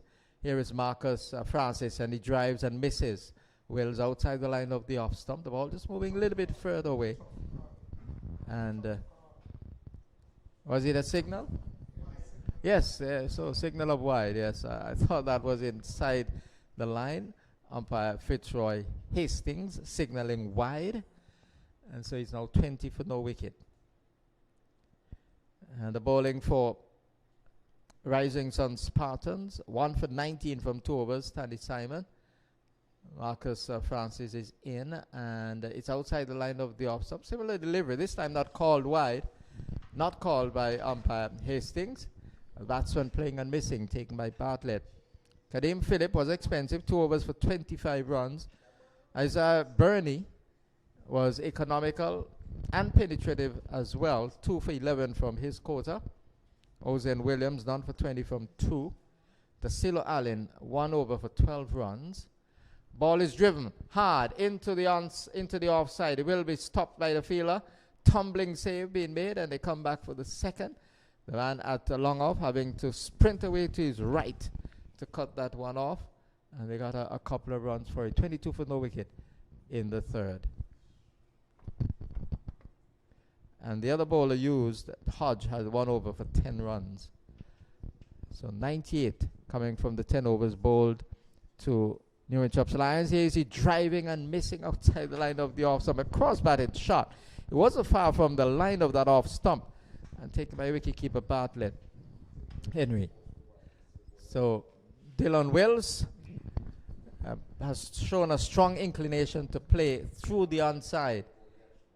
So he settles over his bat now, and Marcus Francis is in to bowl to him, and he's swinging at this ball, gets it away towards the square leg region, forward square leg, and he's gone away for 4. So definitely favoring the onside, and he pulled that one and pulled it hard. The man who is at that straightish mid-wicket area could not get around in time. So the runs have been flowing in the last couple of overs. They're 26 for no wicket after 3. Yeah, unfortunate there for bowler Marcus Francis to be called a wide for that delivery, which certainly was within the crease lines. And in the end, conceded another 4 of that last delivery. So in a very sneaky way, the Rising Sun team has picked up the scoring rate. They're now looking to challenge this total. They haven't lost a wicket. So 26 after 3. So requiring another 73 of 7 overs. I'm sure they feel that they can certainly challenge this total. Yeah, asking rate of just over 10. Tassilo Allen is driving, comes off the edge down to short third man. And they scramble a single. It's going out 27 for no wicket at the start of the 4th over of the innings. 99 is the target. It's a round-robin phase of the competition. And here's a chance, and he's caught. Dylan Wills pulling this ball away down to the backward square position. The fielder on the boundary did not have to move. It went straight to him. And so the first wicket has gone down for Rising Sun Spartans. The wicket falling, that of Dylan Jules. He has been caught for 14, and it's 27 for 1 in over number 4. The wicket taker being Deshaun Henry. A good catch in the end. Pulled away to the man at deep square leg, and a good catch. Short delivery from Henry. Wills tried to get it over the top. He was going for 6. He wasn't looking to hit 4, but hit it down the throat of the man at deep square leg. So they've lost the first wicket in the 4th over. Requiring another 72 runs with 40 deliveries to go. 6.4 overs remaining. 40 deliveries for 72 runs. That is the required rate for Spartans if they're to get off the mark in the playoff round. 3 games to go in 3 days. It's going to be an exciting end to this tournament. Yes, it's certainly building up that way. I think the scoring has certainly improved in the last few matches. We have had 1 or 2 low scores, but primarily it has been a major improvement in terms of the scoring. All clipped away down to the forward square leg position, and the ball not taken by the wicketkeeper. A little bit of a challenge for him, Bartlett Henry, but he was backed up by the fielder at that point position inside the 30-yard circle. So they got only one for it. This is over number 4 in progress. The score is 28 for 1. Deshaun Henry. Spinner is in, and it's turned away into the onside. Looks to be bowling off spin, and it's clipped it down to the backward square position for a single. Looks to be Jermaine Otto around to do the fielding. And the score is now on to 29. 29. Charles is the man who's come out. A dot ball here as the wicketkeeper Bartlett Henry comes from behind the stumps.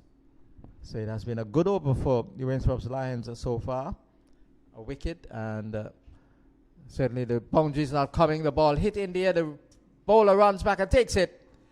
So the wicket of Tassilo Allen goes.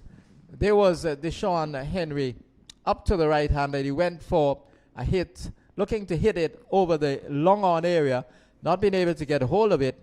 It skied, and the bowler running around away to his right was able to take a comfortable catch. So the catch taken 29 for 2 with the dismissal of Tassilo Allen. He has gone for 6, and Rising Sun Spartans are now 29 for 2, losing their way after the second and third overs yielded a massive number of runs. But with 2 wickets going down, they've lost their way, and we've had 4 overs completed. I think Allen was starved for strike. He only faced 7 deliveries after 4 overs, and we could see that he was getting excited. He knew that he needed to score. He needed to score big if he was going to give his team a chance. So he was trying to manufacture a shot. Lost his wicket in the end, but I think all in all, he was starved for strike. Kadeem Phillip will be looking to strike it all over the place to put his side in a position to win this match, formerly of the IC Liberta Blackhawks, Kadeem Phillip. And so he's a left-hander, was punished during his spell out with the ball. So he has a chance here to certainly make amends. And the first ball is a dead ball signaled by Fitzroy Hastings, the umpire. So nothing coming from that particular delivery. And the bowling operation from the commentary box in. So here is Jamal Fernandez in operation. The ball is hit hard down to the straight mid-wicket area, and they get only a run. Kadeem Phillip is off the mark. So the left-hander goes to 1, and the score now 30 for 2. So Charles will come in to strike. Charles is one of the better players, Melvin Charles, in this Rising Sun lineup, and he will certainly need to fire for them to have a chance here, because the asking rate is climbing all the time. Jamal Fernandez stands at the top of his mark. Asking rate now 11.83 as Charles takes his guard. Right-hander. And we face Jamal Fernandez, medium pace, left arm over the wicket. He strides in to bowl to him, and Charles is just steering the ball down to the backward point area, and they set off for the single right away. But singles are certainly not the requirement at the moment. They will need the boundaries to complement the singles, and will Kadeem Phillip be able to bring up 1 with this delivery that will come in from Jamal Fernandez, because they need the boundaries along with the singles. Fernandez is on his way to bowl to him, and Kadeem Phillip is slashing this ball away down to the sweeper at cover. So only a run of that particular delivery, and the score is now 32 for 2. 32 for 2 it is, requiring another 67 of 5.3 overs, 5.5 overs. It's going to be a big effort. It's going to take a big effort. Somebody in this Spartans team has to take on the mantle of destroying this New Winthrop attack. Fernandez is in, and here is Charles hitting this one lustily. Has hit it for 6. Hit it with a certain degree of command. A ball well up to him from the medium pacer, and he launched himself into a drive and hit it authoritatively over the wide long on position for 6 runs. A couple of years, Melvin Charles has been spoken of as potentially a very good player. I think someone like him would have suffered from the lack of tournaments at the Leewards level. Fernandez into bowl to him. He hits it off the back foot, but goes straight to the fielder at short extra cover, and there is no run. So it hasn't given him the platform to advance his game. But a young man still, so certainly one with some potential. And if he can only package it together and get some opportunities, I'm sure he'd want to showcase his talent, especially over this weekend. Fernandez is into ball. He gets a wide delivery, called wide by Fitzroy Hastings. That will add to the cause of Rising Sun Spartans. They're now 42 for 2. I think, Jack, one of the things that we've seen in this tournament is that there's certainly a lot of cricketing ability around Antigua. There are a lot of youngsters who have played in a number of teams. And certainly we have to look at our development programs. Fernandez with the last ball over number 5, and it's pulled away down to wide mid-wicket rather, and they get a single for it. So the halfway point of the innings, they're chasing 99 to win the match. They're 43 for 2. Rising Sun Spartans replying to the score of 98 made by New Winthrop's Lions. So they need to score 11.2 not. A demand for them, but where there's life, there's hope. More from Zorl Bartley, and then to take it to the end, it will be Dan Moore Roberts. And certainly as we talk about development programs, as we talk about people advancing in their careers, not only the cricketers, but in terms of the officiating, we've seen some young officials, some young umpires. I'm slightly disappointed that I have not seen a couple of those younger officiators coming through into the Final Four, but they certainly are on the horizon. First delivery was played away into the onside, no run. So, Rising Sun Spartans trying to get their innings going. They still require 56 runs for victory. Henry is the bowler in attack from the far end, or the Sir Andy Roberts end. And Zorel has been saying Andy Roberts stand, and the folks at the stadium would tell you that it's not the Andy Roberts stand, but it's the Andy Roberts end. A single is had out to the mid-off region. And you know, Antigua is a strange place because we have ends instead of stands, and we all call it the stadium, and the government insists that it's called a cricket grounds. And whatever it is, we know we're at the stadium. Sir Vivian Richards Stadium, we call it, whatever the official name is. Here is this delivery. The batsman Kadim Phillip was looking to force it away through the onside. Leading edge found, and the ball coming down to a short third man for another run. And whatever it is, we know that we're witnessing the culmination of a very good ABCA 10-over splash, culminating this weekend with a 14 playoff. We watch as this delivery is worked away on the onside. They're going to get runs here, just one, as the fielder on the mid-wicket boundary comes in, and there's no run. On the front of the facility, you see Sir Vivian Richards Cricket Ground, and if you look on the video board, you see Sir Vivian Richards Stadium. I have no idea where I am. I'm lost, Zoral, but all in jest. We'll get it right someday. Henry waits as Kadim Phillip is ready, and he's swinging at this delivery, drags it out to the long on region. Again, just a single. So the runs are coming in singles, and Rising Sun Spartans will need some boundaries if they're going to challenge this total of 98 made by the New Winthrop Lions. 47 for 2 in over number 6. Just one delivery to come in the 6th over. Bowled by Henry. Here is Henry in. And Melvin Charles is getting up and under that one and hits it over the long on boundary for 6 runs. Certainly packs a punch. He leant back. The ball was almost at a half volley, but he decided he was going to go up and over. Went for power and hit it a long way over the boundary. Picked up 6 good-looking runs for his team. After 6 overs, they're 53, requiring 46 from 4 overs. At this stage of the game, anything is possible, but it's going to require a few more big hits like the one Melvin Charles has hit and the one he hit in the previous over. So let's see if he is going to be the man. He has the experienced Kadim Phillip with him. So with Kadim at the crease, it's not going to be too many twos and threes, etc., or quick singles. So it is going to be boundaries that they're going to after. Kadim will beg to differ with you.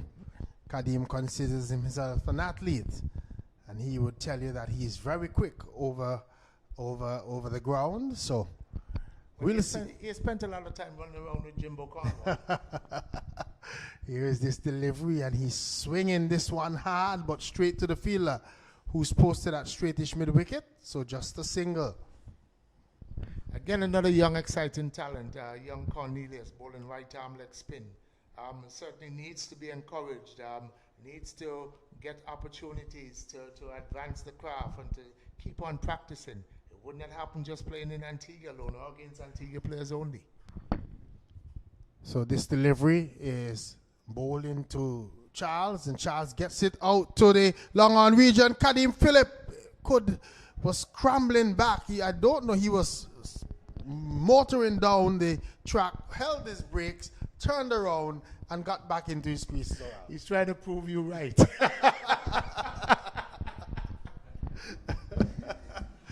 Don't know where he was going on that occasion. The ball was struck out, but it should have been a single though, because it was hit all the way out to the long on region, Zoral, and should have been a single. Melvin Charles was just watching the shot and didn't take the single. Now he's dabbing it down to a third man wanting the single. So they're going to need to improve the communication, Melvin Charles and Kadim Phillip. Here is this delivery. The batsman is coming through now for the single, and they get it in the end as the ball is not fielded in the point region. Kadim Phillip and Melvin Charles get the 55th run of the innings for Rising Sun Spartans. Charles, who's on 18, and Phillip on 5. Phillip will come into strike as he's facing the bowling of Asher Murray Cornelius. I remember we referred to him as Asher Cornelius, and his mother corrected us and says, no, he is Murray first and then Cornelius. So he's Asher Murray Cornelius, as he's there standing, a young spinner. And we've had some youngsters coming through in this tournament. Here's Kadim Phillip, caught at the extra cover region. He was back and hitting it hard straight to the fielder at extra cover. Took a smart catch. That's the end of Kadim Phillip. He walks back. Cornelius ran all the way down to him to send him on his way. Kadim Phillip goes for 5, and Rising Sun Spartan losing their third wicket. They're now 55 for 3. He tried to run himself out earlier on in the over, then more trying to prove to you that he was quick and that he was an athlete. They did a horrible turn in the middle. It reminded us of Tugboat Annie. You remember the famous Tugboat Annie? But this time he was trying to go up and over because boundaries are required for his team here if they're going to maintain this momentum, if they're going to challenge this total. Picked out the man. Young Cornelius, Murray Cornelius, picked up his wicket, and apparently there's a little bit of aggro between them. There's been some conversation, it appears, and so young Cornelius ran down and hugged him. Ian Yusef was the man that took that catch, and it was a smart catch. The ball went hard to him, but he held on to it. And of course, maybe Cornelius had been having conversations with Kadim and said, look, I'm going to get you. And got him, he did. Cornelius, with his final delivery, the batsman playing defensively into the offside field, and there is no run. The end of over number 7 has come up. At the end of it, Rising Sun Spartans, they are on 55 for 3, with Charles on 18 and Hodge yet to score. Bringing a lot of energy to his team is Asher Murray Cornelius. 1 over, only conceded 2 runs, picked up a wicket, but very excitable as he picks up his field, sweeping on the western side. Seems to be enjoying his cricket. And good all-round cricket here from the New Winthrops team. They've been one of the better teams in this tournament, as we've seen 4 teams advance Denmore. Do you really think that the 4 best teams came forward? I think the 4 teams that played the best cricket ended up in the finals. Pickett's Crushers might consider themselves a little bit unlucky not to have gotten through. But I think they lost games at crucial times, and here is Melvin Charles swinging and missing outside the off stump, no run. And I think so. That these were the 4 better teams on show in the preliminary stages. Some of the other teams showed flashes. A team like Jennings showed promise. Like I said, it was a situation where Pickett's Crushers were unlucky. Melvin Charles goes big over mid-wicket 6 runs. So he's continued to bat well. That's a big shot from a relatively small man. But he lined up Fernandez there. First delivery was wide of the off stump. This one was pitched on the stumps, and he had already chosen his spot. The man at deep mid-wicket had no chance. It went a long way. The team that disappointed, I thought, most in this tournament were Empire Nation, with the likes of Tyrone Williams Jr. and Justin Nathanez and Scott and Shane Burton and so on. In that lineup, you would have expected them to perform a lot better. And so they would have been disappointing. I think Bolans need some work in terms of their cricket. Young Time Tong needs some help out there. But it was good to see all the teams in action. Melvin Charles is again getting a boundary, smashing this one for 4. It was a short delivery. I think the umpire is just waiting for confirmation whether he went for 4 or 6. I think it may have gone for 6. It was hit relatively flat. It was hit relatively flat. We're just waiting for the fielder to signal. From my vantage point, it looked like 6. But 6 runs it is, and certainly picking up the momentum. Here is Melvin Charles giving his team a sniffer here. 32 required from just over 2.4 overs. Here is this delivery, and Charles is driving right through the fielder at extra cover and gets a boundary. So Melvin Charles is on fire here. He has really opened up his arms. 6-6-4 is what he has had off of Fernandez in this over. 4 deliveries, bowled, .664, and he's really taking it to Fernandez in this over. And Fernandez is bowling a better delivery. They get a single, as this one is dropped down to the short third man, and 1 more to the total. 27 to win off 13 deliveries. So still a bit of work to do for the Rising Sun Spartans. They are on 72 for 3. I'm sure Melvin Charles will want to start the next over on strike. So therefore, the batsman Hodge now has a free license, a license to go after it, to look for a boundary. A single is not needed. He needs a boundary. Hodge faces up as Fernandez, who's had a terrible over, is hit over the top of long off for 6 runs. So the license that you spoke about was given, and he took it. He struck this one hard over the top of long off, and 6 runs to Hodge, 6 more to the Rising Sun Spartans. They are on to 78 for 3, 21 required for victory of 12 deliveries. Fernandez doesn't have the pace, and he wasn't hitting the turf. He was just putting it down. And there was Hodge getting under it, almost on one knee, and hit it over long off.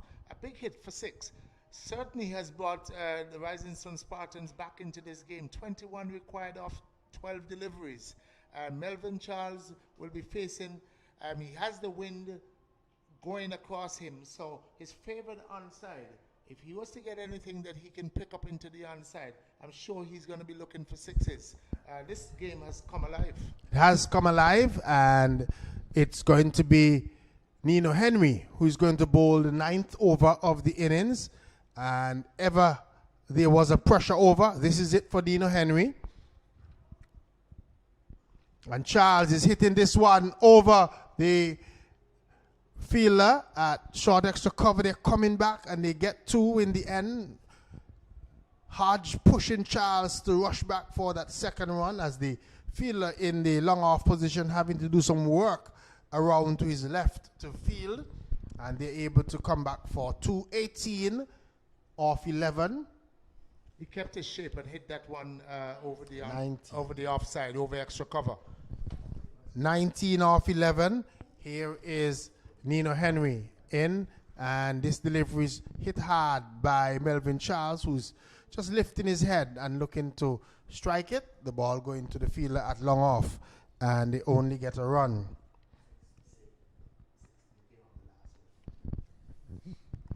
So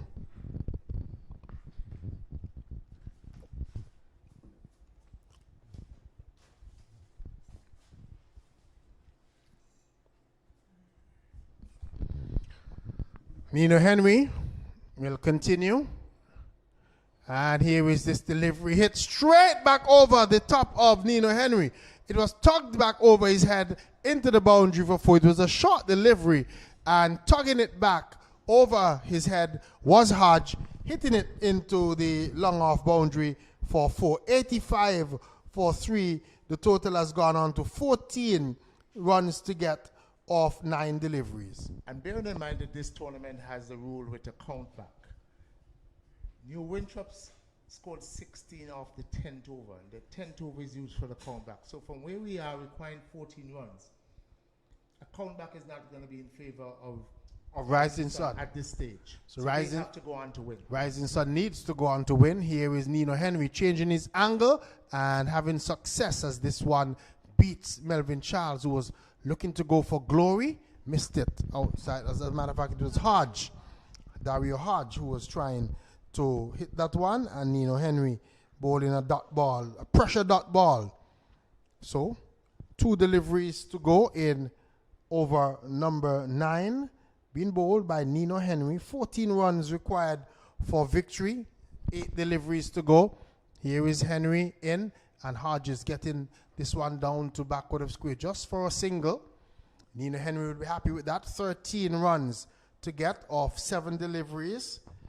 And how many do you think Nino would want to leave for? You expect it will be Shavon Moore to bowl that final over? Well, you certainly wouldn't want to concede a boundary now. A boundary would bring it to within single digits. And 13 to go. Melvin Charles has been on the attack, but Hodge has come out and has been a worthy ally.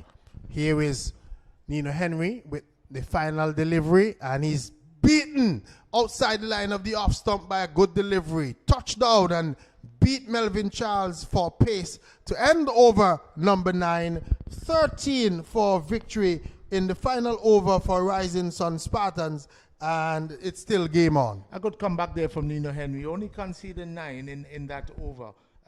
Having conceded 1 in his first over, so he has now bowled 2 overs for 9. 13 required from 6 deliveries. Hodge is in strike. Hodge has hit a 6, he's hit a 4.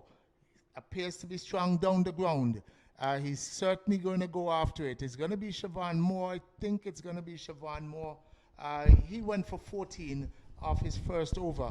He certainly would want to do better than that. He has to do better than that, because if he goes for 14 this over, it's all over. It's all over. And I mean, just watching the field, I think he's going to be looking to bowl wide, half volleys, maybe on the crease line, looking to defend on the offside.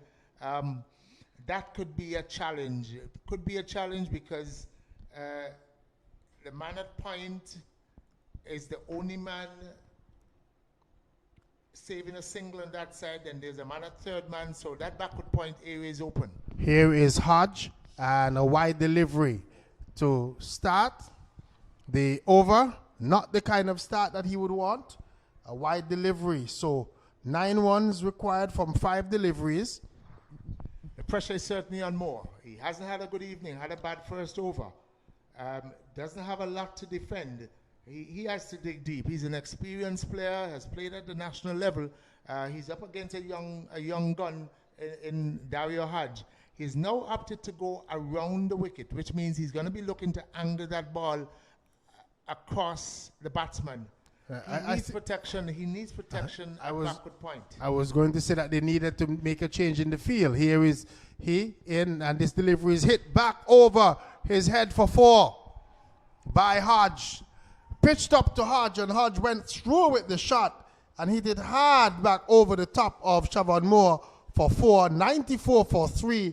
Rising Sun require 5 runs for victory of 4 deliveries. Kept his head still. There was Hodge. And when the delivery was in the arc, he hit it straight back over the bowler's head. Didn't try to hit across the line, which was the beauty of that shot. It's the second boundary he has picked up directly over the bowler's head.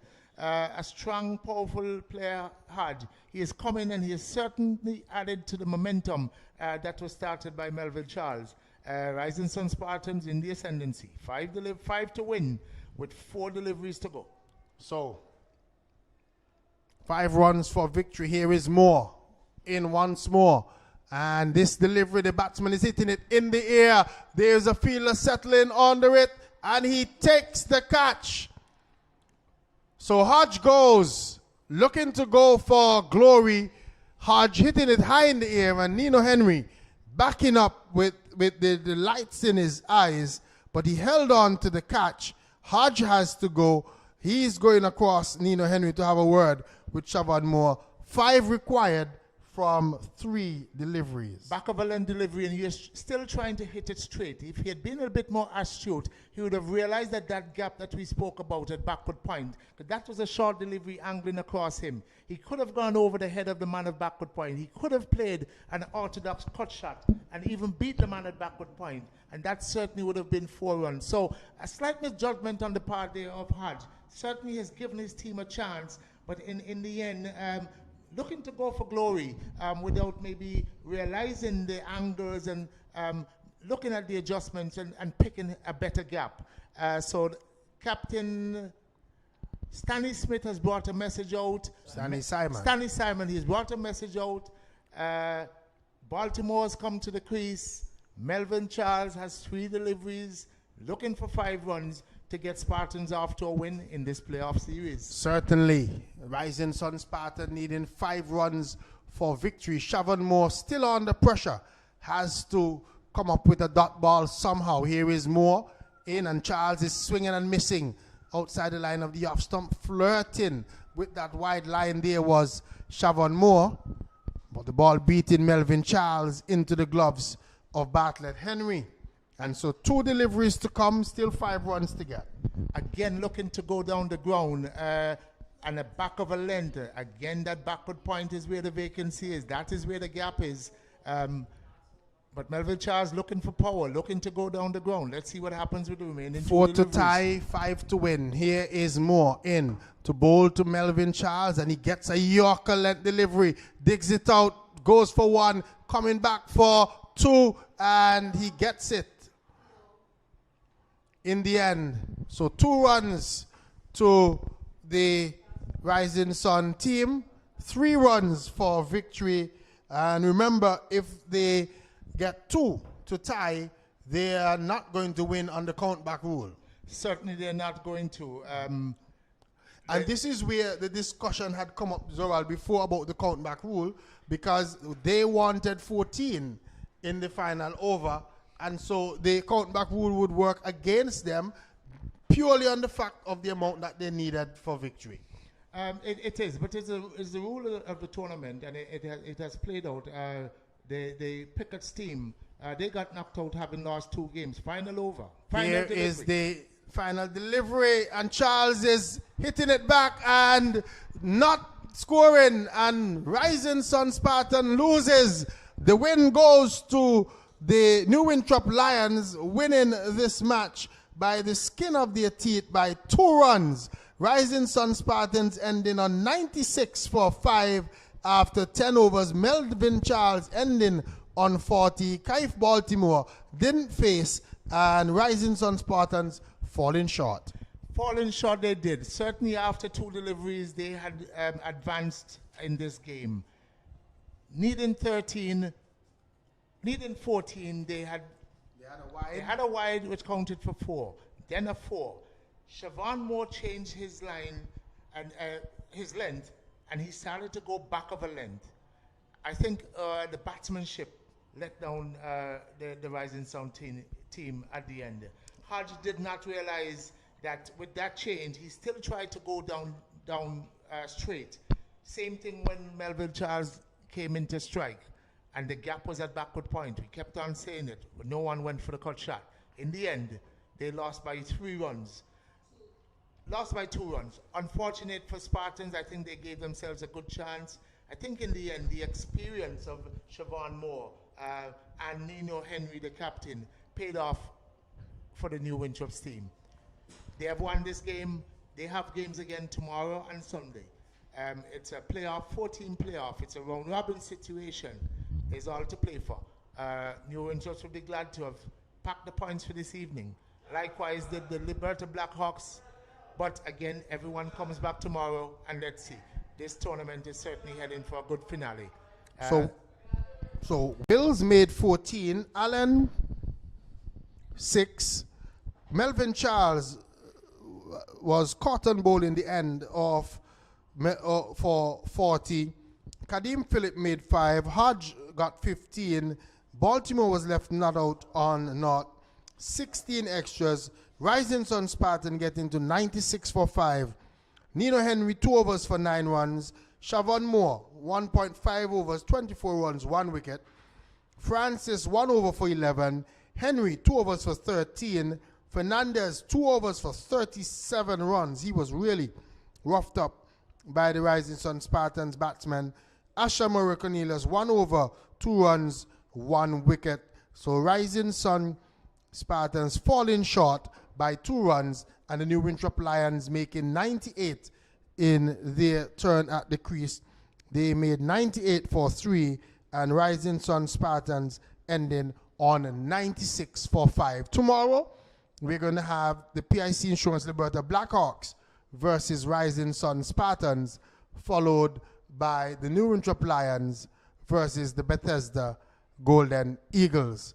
Of course, we'll be here to cover it on the ABCA stream, and we invite you to join us then. On behalf of co-commentator Jack Matthew, expert comments by Zoral Bartley, and earlier we had President of the Cricket Association, Leon Kuma Rodney, of course, Chade Martin, our scorer, and Michael Laurie doing the technical duties on the stream this evening. Denmo Robertson, have a great evening. See you again for our next match day.